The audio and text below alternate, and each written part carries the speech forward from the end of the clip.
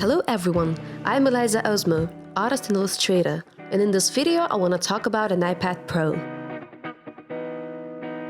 Years back when I just started to explore digital illustration, I've bought a small Wacom bamboo tablet, and it was a nice thing to get into the industry.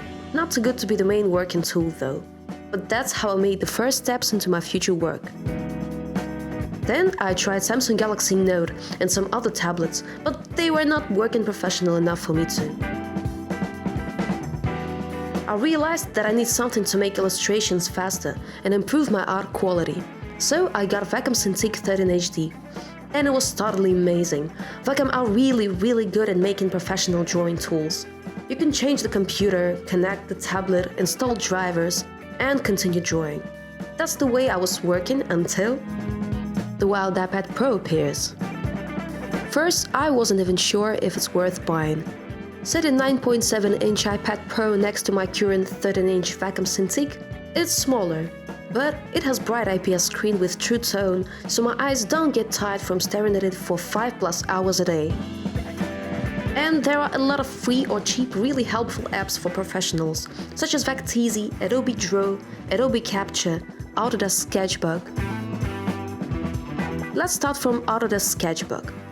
It is one of the most underrated iPad drawing apps, and that's mainly because of Procreate commercial success. So why I'm using it? There are a lot of artists that like Autodesk software, and one of the best things about it is completely free. Back in early 2018, it was a paid software, and now they made it free. It's got a great interface, plus you can get it on your computer, tablet, and even your phone. Let me give you a quick rundown of the layout. It's simple and beautiful, and it has everything that you need to immediately start drawing. Brushes on the left, layers on the right, and on top some extras are scaling, text, and shaper tools. Just great app. For example, I just finished the sketch in Autodesk Sketchbook. Tap Copy, open Adobe Draw, paste it on a new image layer, lower the opacity, and start lining my vector illustration. That's what you can see me actually doing in this video.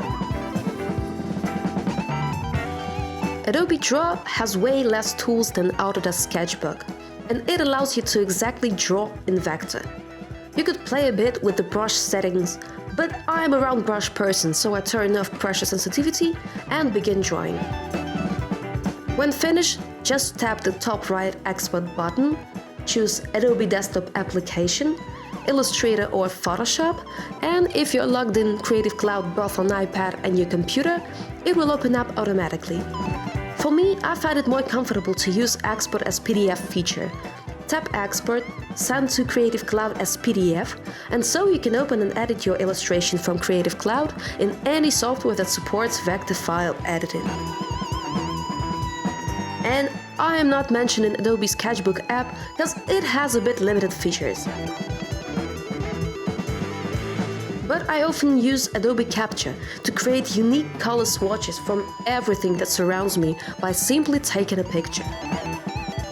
You could then find it in Creative Cloud Library folder or in Adobe Draw swatches list. Oh, and by the way, I don't mind if my lines are imperfect, because that's what gives vector illustration hand-drawn feel. Even my friends artists couldn't sometimes know for sure if it's vector or an ink on paper drawing. Another thing that you can use both as an artist or client is Pinterest mood boards.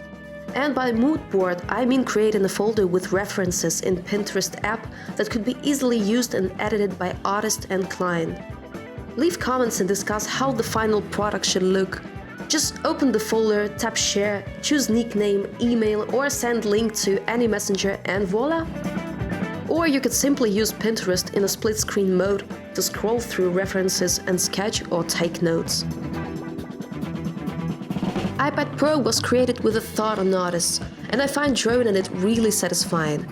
I'm not telling you to leave your paper and brushes, it's just another art media that could help you when you need to work fast and might not have time to repaint the whole piece from scratch if there's a mistake you made. If you're watching this video to decide which iPad Pro to buy, I could recommend you to buy the one that fits in your budget. I have a 9.7-inch iPad Pro. It's the oldest one, but I bet you will not feel its age at all. Everything that you see in an App Store runs nice and smoothly. As a freelancer, I'm spending a lot of time bound to desktop computer or laptop. iPad Pro gives me the opportunity to keep a really powerful tool in a small purse or backpack, which is really good to sketch on the go, take notes, or make vector illustrations. I love drawing on it.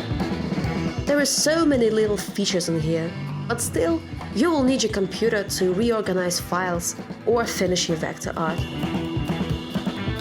iPad Pro series just started developing, and I wonder where it would end, and how many well-made and helpful software we will see in the future. Thank you for watching this video. Bye!